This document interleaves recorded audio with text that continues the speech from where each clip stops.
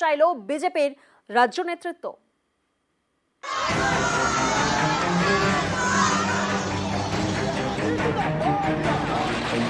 চব্বিশে ফের তৃণমূলের বিপুল জয়, সবুজ ঝড়ে বঙ্গে বিজেপির ভরাডুবি।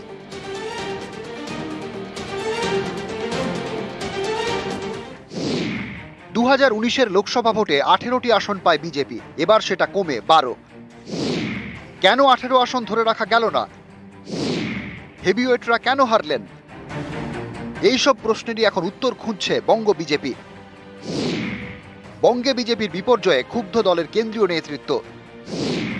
তাদের প্রশ্নের মুখে পড়তে হচ্ছে রাজ্য বিজেপি নেতাদের। এই পরিস্থিতিতে সাংগঠনিক জেলাগুলির থেকে রিপোর্ট তলব করল বিজেপির রাজ্য নেতৃত্ব। জেলা নেতৃত্বকে 7 দিনের মধ্যে রিপোর্ট দিয়ে জানাতে হবে হারের কারণ। আগামী 7 তারিখ আমরা দিল্লিতে সকালে মিলে বসবো। সেখানে আমাদের নবনির্বাচিত সাংসদদেরকে রাজ্যসভা এবং লোকসভা থেকে ডাকা হয়েছে। সেখানে আমাদের এখান থেকে বিরোধী দলের নেতা শুভেন্দু অধিকারীরা যাওয়ার কথা আছে। দেখতে হবে আগামী দিনে পর্যালোচনা করে যে কোথায় কি ভুল হয়েছিল, কি ভুল করেছি আমরা, এই সমস্ত বিষয় দেখে দেওয়া ঠিক হবে। সে তো ময়নাতদন্ত হবে, দল ময়নাতদন্ত করবে। দল জানে ময়নাতদন্তের খুব বেশি প্রয়োজন আছে বলে আমার মনে হয় না। দল জানে কেন কি হয়েছে, খুঁজলেই পাওয়া যাবে। 24-এ লোকসভা ভোটে টার্গেট বেঁধে দিয়েছিলেন অমিত শাহ। 24 में 35 सीट दीजिए, मैं बताता हूं 25 की जरूरत नहीं पड़ेगी। 25 के पहले ही ममता दीदी की सरकार कड़ड़भूस हो जाएगी। কিন্তু শেষ পর্যন্ত দেখা গেল 35 আসন তো দূরে থাক, 19-এর আসনগুলি ধরে রাখা গেল না। উত্তরবঙ্গেও আসন ছিনিয়ে নিল তৃণমূল, আর দক্ষিণবঙ্গে তো সবুজ ঝড়, যাতে ধরাশায়ী বিজেপি।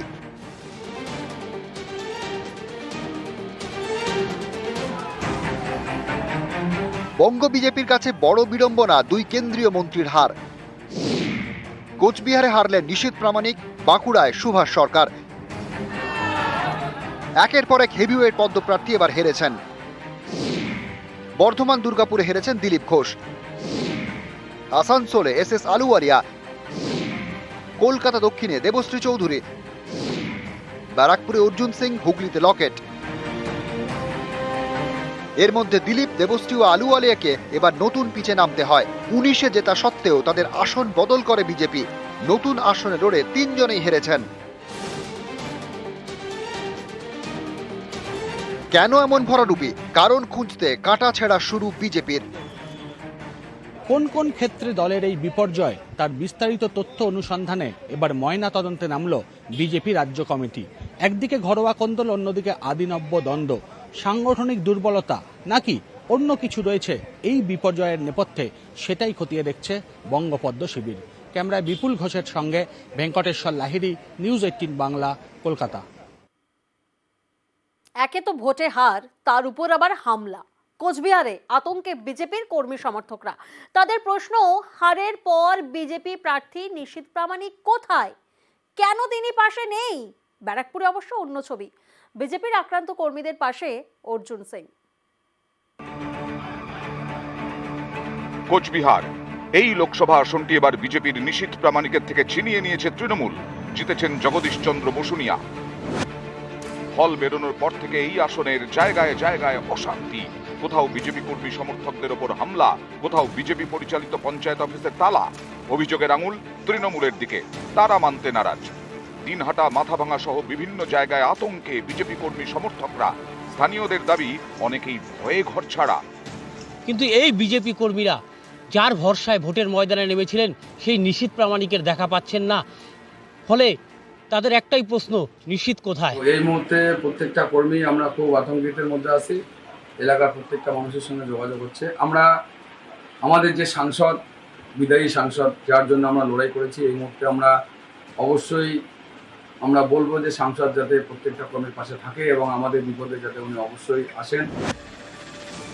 বিজেপি কর্মী সমর্থকরা ভয়ে সিটিয়ে নেতাদের পাশে পাওয়ার অপেক্ষায়। বিজেপি রাজ্য সভাপতি বললেন প্রতিবাদ করতে। আমার কর্মীদেরকে বলবো, সকলে একত্রিত থাকুন, প্রতিবাদ করুন, প্রতিরোধ করুন। পার্টি আপনাদের পাশে আছে, সুকান্ত মজুমদার পাশে আছে। আমি যাচ্ছি এবং খুব তাড়াতাড়ি যেখানে যেখানে আমাদের কর্মীদের উপর আক্রমণ হয়েছে সেইখানে আমি পৌঁছবো। আমি দেখতে চাই যে তৃণমূলের গুন্ডাদের, হারমাদদের কতটা সাহস আছে এবং এদের কতটা দম আছে। এই পশ্চিমবাংলার এই কালচারটাও তো তৃণমূল কংগ্রেসের এতগুলো সিট পাওয়ার পর এই কালচারটা ছেড়ে দেওয়া উচিত। মারপিট ঝামেলা করে এসব করে বন্ধ, যেখানে যত বেশি মারপিট হয় সেখানে তত বেশি যেতে। আমার উপরে যত বেশি অত্যাচার হয়েছে আমি জিতলাম তো। জেলায় জেলায় চাপে কর্মী সমর্থকরা, নানা জায়গায় হামলা, এরই মাঝে বিজেপি নেতাদের নানা মন্তব্য। পশ্চিমবঙ্গের মতো জায়গায় যেখানে তৃণমূল কংগ্রেসের মতো একটি শক্তিশালী দল আছে, রিজিওনাল পার্টি যাদের ন্যাশনাল অ্যান্টি ইনকামবেন্সি নেই, সেই দলের বিরুদ্ধে 12টা সিট পাওয়া কিন্তু আমার মনে হয় খুব কঠিন কাজ।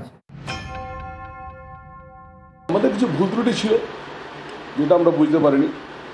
যারা সিনিয়র পলিটিক্সের সিনিয়র তাদেরকে সামনের সারিতে আনলে অনেকটা কাজ হবে, যেটা একটা ভুল।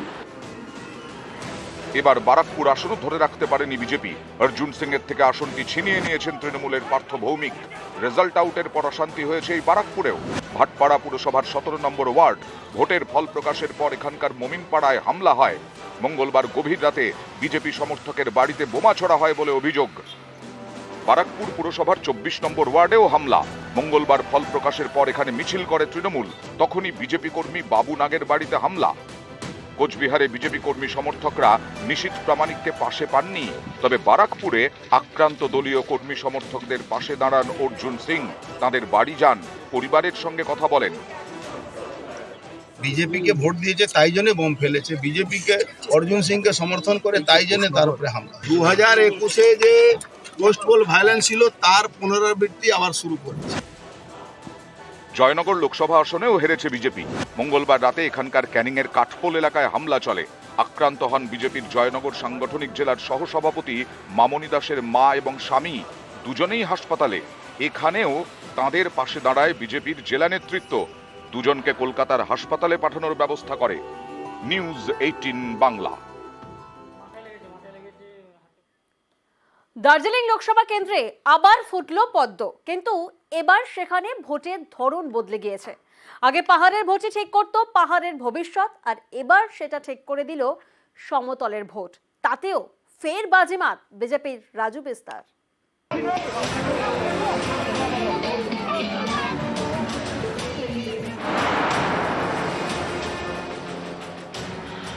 দার্জিলিং পাহাড়ি লোকসভা আসন, এবার সেখানেই ভোটের ধরন বদল। দার্জিলিং লোকসভা কেন্দ্রের মধ্যে 4 বিধানসভা আসন সমতলে, শিলিগুড়ি, মাটিগাড়া, নকশালবাড়ি, হাসিদেওয়া এবং চোপড়া। 3টি বিধানসভা আসন পাহাড়ে, দার্জিলিং, কালিম্পং এবং কার্শিয়াং। একসময় পাহাড়ের এই 3 বিধানসভা কেন্দ্রের ভোটেই ঠিক হয়ে যেত দার্জিলিংয়ের সাংসদ কে হবে।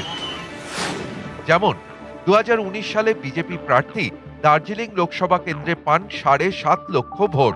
এর মধ্যে 3 পাহাড়ি আসন থেকেই পেয়েছিলেন 3,38,698 ভোট, যা তৃণমূলের পাওয়া মোট ভোটের থেকে বেশি। 2019 সালে তৃণমূল মোট ভোট পায় 3,36,624। এর থেকে স্পষ্ট দার্জিলিং লোকসভা কেন্দ্রে কে জিতবেন সেটা ঠিক করে দিত পাহাড়। এই ছবিটাই এবার বদলে গিয়েছে। 24-এর ভোটে পাহাড়ি এলাকা থেকে বিজেপি পেয়েছে 2,58,978 ভোট। সমতল থেকে পেয়েছে তার থেকে অনেক বেশি, 4,16,346 ভোট। পাহাড়ে বিজেপির ব্যবধানও কমেছে। 19-এর ভোটে পাহাড়ে তৃণমূল বিজেপির ভোটের ব্যবধান ছিল 2,35,996, আর 24-এ সেটা কমে হয়েছে 93,504।